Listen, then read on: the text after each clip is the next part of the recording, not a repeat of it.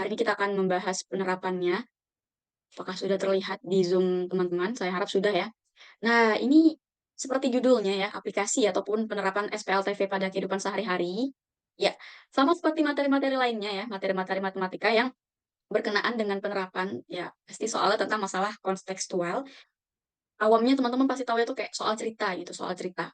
Nah, dari soal cerita, kira-kira apa nih yang harus kita lakukan sebelum menyelesaikan soal matematika dalam bentuk cerita? Karena kan kalau dalam bentuk cerita itu banyak data, banyak informasi yang kita terima. Ada yang tahu? Ya, benar ya. Kita harus tahu ataupun kita harus melakukan perumpamaan setelah teman-teman umpamakan atau teman-teman misalkan ya, suatu soal cerita, suatu data itu, teman-teman harus juga bisa memodelkannya dalam bentuk matematika untuk mempermudah teman-teman. Karena tidak mungkin semua data itu kita tulis tulis misalnya tulis panjang-panjang keterangannya ya. Setelahnya kita harus menyelesaikan. Ini ada toko alat tulis ya, toko alat tulisnya punya Pak Rudi.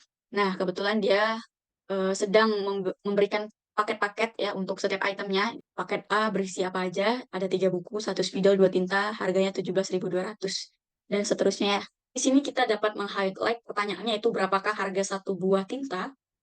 Ini kan ada 3 item, sementara kita cuma harga sebuah tinta. Yang diketahui dari sini yaitu setiap paket itu beda-beda, jadi kita harus tahu misal harga satu buah buku dengan sebuah variabel B, dan seterusnya ya. Rubah bentuk paket A, paket B, paket C itu ke dalam model matematika, di mana keterangan 3 ini akan kita jadikan sebuah koefisien. Koefisien dari apa? Dari variabel B, yaitu buku. Tinggal kita tuliskan seperti ini ya.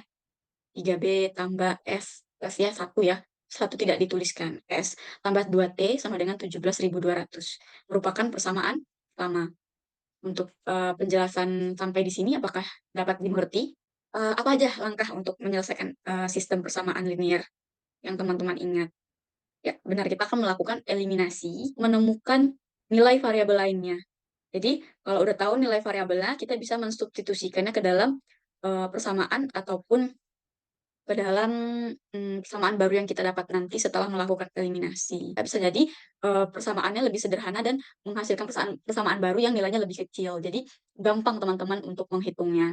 Dalam penjelasan kali ini saya akan eliminasi variabel T menggunakan persamaan 1 dan 2. Tidak harus pilih persamaan 1 dan 2 ataupun harus variabel T, tidak. Teman-teman bisa sesuaikan.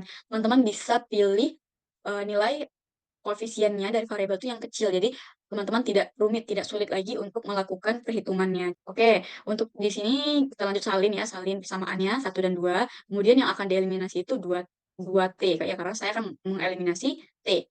Bagaimana mengeliminasi ini? Tentunya harus koefisiennya sama. Maka dia di sini dikali 3, yang di bawah kali 2. Lakukanlah operasi hitung seperti biasanya. Kemudian jangan lupa teman-teman, kalau yang dieliminasi itu nilainya positif ya, maka di sini harus dikurang, maksudnya supaya nilai T-nya hilang. Terus kalau dia tidak sama, ditambah. Nah, itu informasi dari saya, bisa dijadikan tips, jadi teman-teman tidak lama lagi, "Ah, ini diapain ya? Gimana supaya T-nya hilang ya?" Gitu. Selanjutnya akan membentuk persamaan baru ya, 5B kurang S ini kan. Nah, kita juga tentunya harus mendapatkan ini lagi ya. Jadi kan setelah eliminasi ini, eliminasi yang berikutnya. Nah, dari eliminasi yang terjadi, kita menemukan, walaupun belum itu ya, belum bulat nilainya ya. Tapi ini bisa digunakan teman-teman. Dari persamaan 4 kita bisa mensubstitusikan nilai nilai S begitu. Jadi ini udah eliminasinya, teman-teman tinggal meneruskan substitusikan. Lakukan operasi hitungnya ya, sampai mendapatkan nilai B. Nilai B ini yang akan kita substitusikan. Kenapa saya pilih persamaan 5? Seperti yang saya jelaskan tadi, nilainya lebih kecil dari persamaan 4. Udah bisa mensubstitusikan nilai ke persamaan 3 karena kita sudah mendapatkan nilai variabelnya itu 2 variabel gitu ya, udah dapat nilai B dan S ya. Kita tinggal mencari nilai nilai T karena pertanyaan kita tadi adalah harga satu buah tinta. Sampai di sini ada pertanyaan?